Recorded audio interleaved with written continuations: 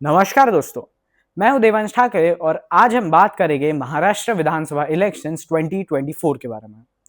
कई लोगों का कहना है कि इन इलेक्शंस में कथित फ्रॉड हुआ है। तो चलिए जानते हैं आज के इस वीडियो में सच्चाई और देखते हैं कि ये इलेक्शंस कितने फ्री थे और कितने fair. 2024, 39 lakh new voters were added in Maharashtra. 39 lakh new voters. Rahul Gandhi एक प्रकार से कवर फायरिंग कर रहे हैं। जितने 5 साल में ऐड हुए उससे ज्यादा 5 महीने में ऐड हुए। In the elections for their desired candidate. तरह से भारतीय जनतंत्र को उसने ताक पे रख दिया है। उनकी बला से देश जाए भाड़ में, किसी भी हालत में वो चुनाव जीतना चाहते हैं। Today is saying that in Maharashtra election, 39 lakh additional voters were added in a span of 5 months. वफा खुद से नहीं होती, खता ईवीएम की कहते हो।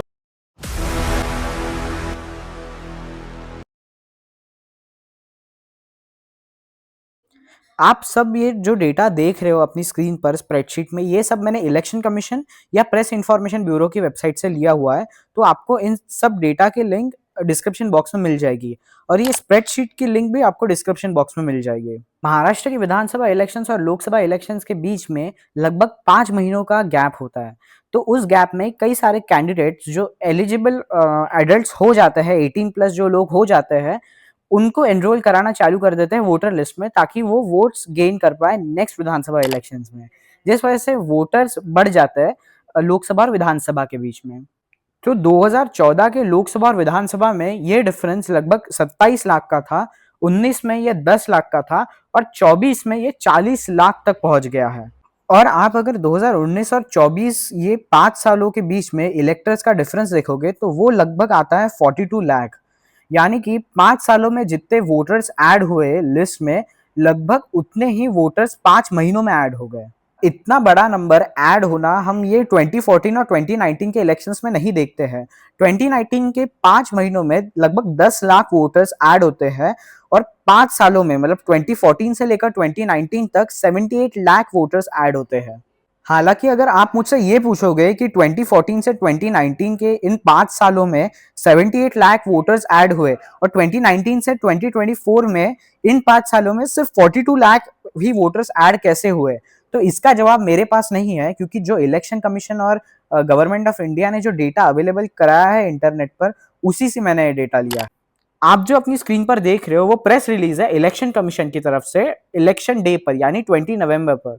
इसके हिसाब से इलेक्शन कमीशन ये हमें बता रहा है कि 65.02% वोटर टर्नआउट हुआ है रात को 11:30 बजे तक। जनरली 11:30 बजे के बाद कोई बूथ पे वोटिंग होती नहीं है, क्योंकि 9 या ज्यादा से ज्यादा 10 बजे तक सारे बूथ्स पर वोटिंग खत्म हो जाती है, क्योंकि 5 बजे के बाद बूथ्स के प्रीमाइसेस के गेट्स क्लोज कर दिए जाते हैं। 5 बजे के बाद जो भी लोग प्रीमाइसेस के अंदर है उन्हें ही वोटिंग अलाउ की जाती है। बाकी के लोग जिनकी वोटिंग नहीं हुई है और वो प्रीमाइसेस के बाहर है, उनको 5 बजे के बाद वोटिंग अलाउ नहीं होती है। 5 बजे के बाद इतने लोग होते ही नहीं है प्रीमाइसेस के अंदर जिनकी वोटिंग 6.5 घंटे से ज्यादा चले, मतलब 11:30 बजे के बाद तक चले। पर तभी भी हम ये मान लेते हैं कि 11:30 के बाद 1000 या लाख लोगों ने वोटिंग किया होगा।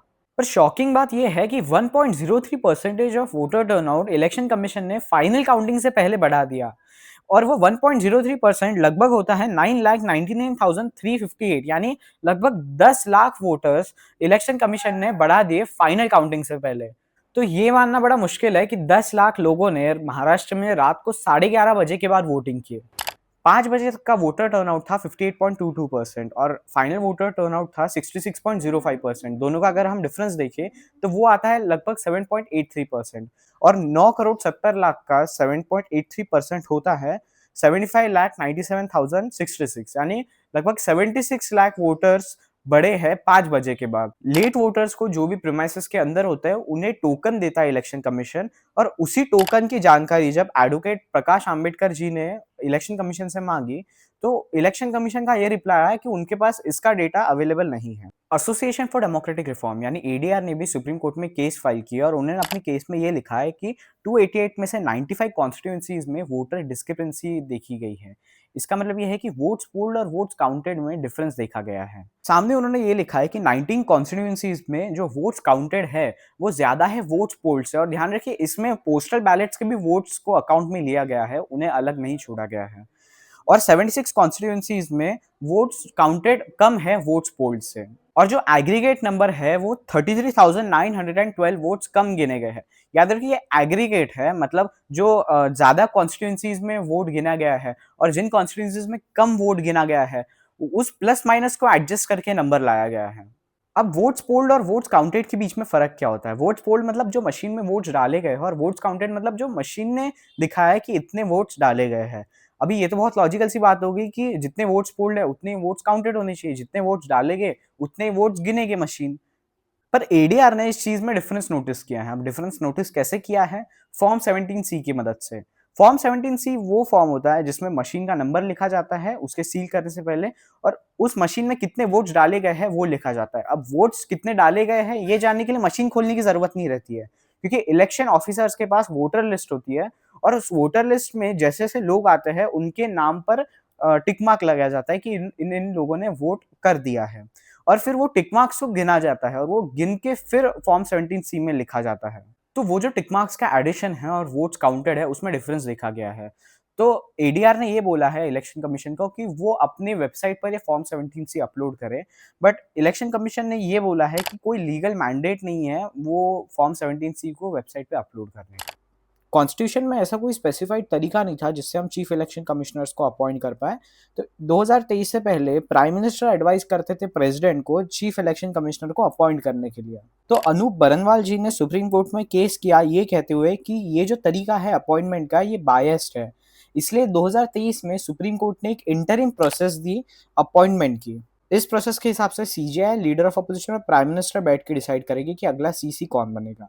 पर ये एक इंटरिम प्रोसेस थी, मतलब ये प्रोसेस को तब तक ही फॉलो करना था जब तक कोई पार्लियामेंट एक नया लॉ नहीं ला लेती चीफ इलेक्शन कमिश्नर्स के अपॉइंटमेंट को लेकर। सरकार ने 2023 में एक्ट लाया जिससे उन्होंने सीजेआई को एक्सक्लूड कर दिया उस कमेटी से, और सीजेआई की जगह कोई भी यूनियन मिनिस्टर जो कि प्राइम मिनिस्टर के द्वारा सिलेक्टेड हो गए उनको अपॉइंट कर दिया।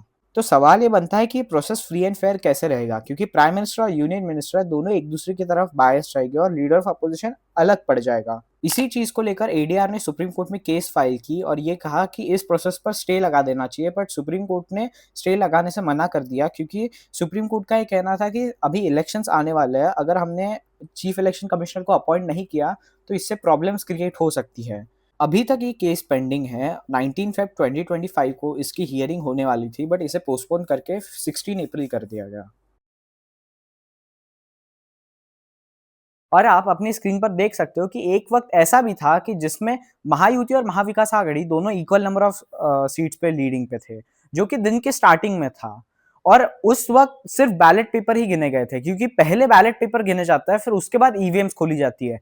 जैसे ही ईवीएम्स खोली जाती है वैसे ही महाविकास आघाड़ी 50 तक आ जाती है और महायुति 230 के ऊपर चली जाती है। एमएलए रोहित पवार के द्वारा एक ट्वीट किया जाता है, उनका ट्वीट आप देख सकते हो अपनी स्क्रीन पर, और उसमें वो बताते हैं कि 2019 में जो पोस्टल बैलेट्स के हिसाब से पॉलिटिकल पार्टीज लीडिंग पे थी और एक्चुअल जो रिजल्ट है उसमें बहुत कम डिफरेंस है, बट इस बार सिर्फ अपोजिशन पार्टीज मतलब महाविकास आघाड़ी की जो तीनों पार्टी जो पोस्टल बैलेट के हिसाब से लीडिंग पे थी और उन्होंने जो एक्चुअल सीट जीती उसमें बहुत बड़ा डिफरेंस है। तो इस चीज को भी एक्सेप्ट करना थोड़ा मुश्किल हो जाता है, क्योंकि जो बैलेट पेपर पे जो वोट्स लोग डालते हैं वो कोई बाहर से लोग नहीं रहते हैं, वो पोलिंग एजेंसी होते हैं उस कॉन्स्टिट्यूएंसी के जिनकी ड्यूटी लग जाती है। आपने मार्करवाड़ी के बारे में सुना होगा, जो कि मार्शिरस विधानसभा के अंदर आता है। उधर के लोग चाहते हैं कि वहां पे पोस्टल बैलेट पे वोटिंग हो, भले ही वहां पे एनसीपी शरद पवार गुट के कैंडिडेट जीते हैं, बट तभी भी उनके उधर के लोगों का कहना है कि इतने कम वोट एनसीपी एसपी कैंडिडेट को हमारे गांव से नहीं मिल सकते, इसलिए वो चाहते थे कि उनके गांव में बैलेट पेपर से वोटिंग हो, बट तभी भी सरकार ने वहां पे वो होने ही नहीं दिया। अगर हम मार्करवाड़ी का डेटा देखें तो हम देख सकते हैं कि हर इलेक्शन में जो एनसीपी एसपी कैंडिडेट है उन्हें ही ज्यादा वोट मिले हैं, बस इसी इलेक्शन में इतना ड्रास्टिक चेंज आया है कि लोकसभा में उन्हें 1021 वोट मिले थे, बट डायरेक्ट वो 2024 के विधानसभा में -843 वोट्स में चले गए। तो सवाल ये बनता है कि अगर किसी चीज से लोगों का विश्वास बढ़ता हो इलेक्टोरल प्रोसेस में, तो उसमें सरकार को प्रॉब्लम क्या होनी चाहिए? क्योंकि अगर एक बार बैलेट पेपर से वोटिंग हो जाती है और ये प्रूव हो जाता कि ईवीएम फ्री एंड फेयर है, जितने वोट्स ईवीएम से मिले हैं उतने ही वोट्स बैलेट पेपर से मिले हैं उन कैंडिडेट्स को, तो फिर इसमें कोई डाउट रहता ही नहीं। बट सरकार ने ये वोटिंग होने नहीं दी, तो इससे डाउट और उल्टा बढ़ जाता है। कई लोगों का ये कहना है कि बात सिर्फ ईवीएम तक नहीं है, मैनिपुलेशंस वोटर लिस्ट में भी हुए हैं। वोटर लिस्ट मैनिपुलेशंस को इंटरनेट से वेरीफाई करना बहुत मुश्किल है, तो इसे मैं वेरीफाई तो नहीं कर सकता, बट अरविंद केजरीवाल जी ने दिल्ली विधानसभा चुनाव के पहले वोटर लिस्ट मैनिपुलेशंस को लेकर एक प्रेस कॉन्फ्रेंस ली थी, जिसकी लिंक मैं आपको डिस्क्रिप्शन बॉक्स में दे दूंगा, आप उसे देख सकते हो। केजरीवाल जी ने लेटर भी लिखा था इलेक्शन कमीशन को वोटर लिस्ट मैनिपुलेशंस को लेकर, आप ये लेटर पढ़ सकते हैं, मैं इसके लिंक डिस्क्रिप्शन बॉक्स में दे दूंगा। उन्होंने कई सारे बीजेपी लीडर्स और एमपीस के नाम दिए हैं इस लिस्ट में, जिनके ऑफिशियल बंगलोज पे कई सारे वोटर ट्रांसफर हुए हैं, ऐसा केजरीवाल जी का कहना है। इसके पहले नंबर पे आप वेस्ट दिल्ली से बीजेपी के एमपी रहे हुए परवेश वर्मा जी का नाम देख सकते हो, और केजरीवाल जी ने इन पर यह एलिगेशन लगाया है कि उनके जो ऑफिशियल बंगलो है उस पर 32 वोटर्स नए ऐड किए गए थे।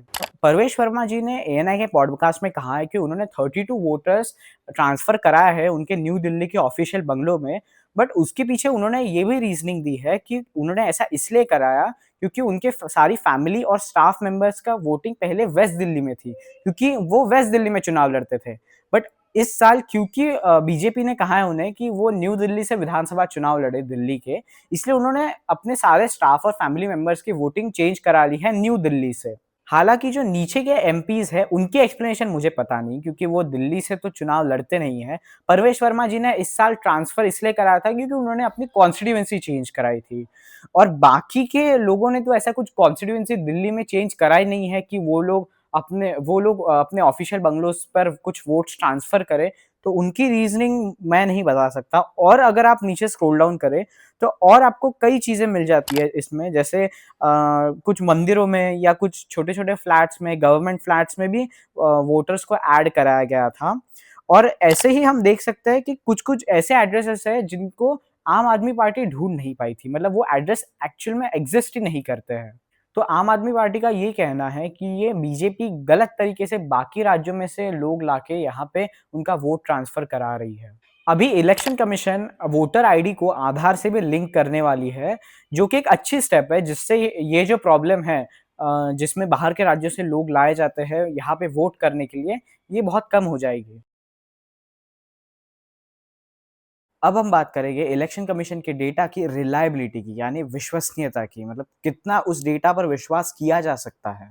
अब मैं इस सवाल पर क्यों आ रहा हूँ, त्यूसा असेंबली कॉन्स्टिट्यूंसी की वजह से।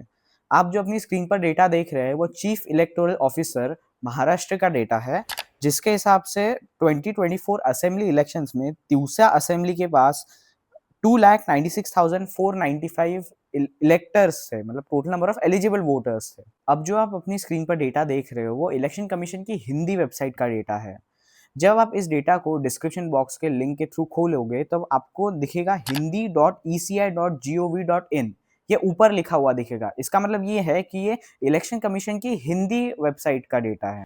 तो ये 2019 विधानसभा इलेक्शंस का डेटा है महाराष्ट्र के, और आप इस इलेक्शन कमीशन की हिंदी वेबसाइट के हिसाब से देखोगे तो त्यूसा में टोटल इलेक्टर्स 2,95,992 थे। इसका मतलब ये है कि 2019 और 2024 के बीच के जो नंबर है, टोटल नंबर ऑफ इलेक्टर्स है त्यूसा में, उसमें सिर्फ 503 वोटर्स का डिफरेंस है। मतलब ये डेटा ये बता रहा है हमें कि 5 सालों में त्यूसा में सिर्फ 503 ही वोटर्स बढ़े हैं। और अभी जो आप डेटा देख रहे हो वो वापस से इलेक्शन कमीशन की हिंदी वेबसाइट से लिया हुआ डेटा है, और ये डेटा 2024 लोकसभा का असेंबली कॉन्स्टिट्यूंसी वाइज है, मतलब जितने भी लोकसभा की कॉन्स्टिट्यूंसी है उसका डेटा असेंबली कॉन्स्टिट्यूंसी वाइज है। तो आप इसके पेज नंबर 108 पे आओगे तो आपको पता चलेगा त्यूसा में टोटल नंबर ऑफ इलेक्टर्स 2,84,256 है। तो इसका मतलब ये है कि ये डेटा हमें बताना चाह रहा है कि 2024 लोकसभा से लेकर तो 2024 विधानसभा तक 12,239 वोटर्स बढ़े हैं तिउसा असेंबली कॉन्स्टिट्यूंसी में। और एट द सेम टाइम हमें इसी इलेक्शन कमीशन की इसी हिंदी वेबसाइट का डेटा बता रहा है कि तिउसा असेंबली में 5 सालों में मतलब 2019 से 2024 में सिर्फ 503 वोटर्स बढ़े हैं। और फिर दूसरा डेटा इसी वेबसाइट का बता रहा है कि 12,000 वोटर्स बढ़े हैं 5 महीनों में, और वो 5 महीने खुद 5 सालों में इंक्लूडेड है। तो ऐसा पॉसिबल कैसे हो सकता है? तो अगर इस हद तक गड़बड़ी है इलेक्शन कमीशन के डेटा में, तो मैंने जो आपको स्टार्टिंग में स्प्रेडशीट दिखाई थी वो भी गलत है, क्योंकि वो मैंने डेटा इलेक्शन कमीशन से ही लिया हुआ है। ऐसे तो मैंने कई फाइल्स को एक साथ कंपेयर करके एक ही कॉन्स्टिट्यूंसी की डेटा में गड़बड़ी निकाली है। पता नहीं 288 में से कितने कॉन्स्टिट्यूंसीज का डेटा ही इलेक्शन कमीशन ने गलत दिया होगा। उम्मीद है इलेक्शन कमीशन इन सब सवालों के सैटिस्फैक्टरी जवाब लाएगा। मिलते हैं अगले वीडियो में। धन्यवाद।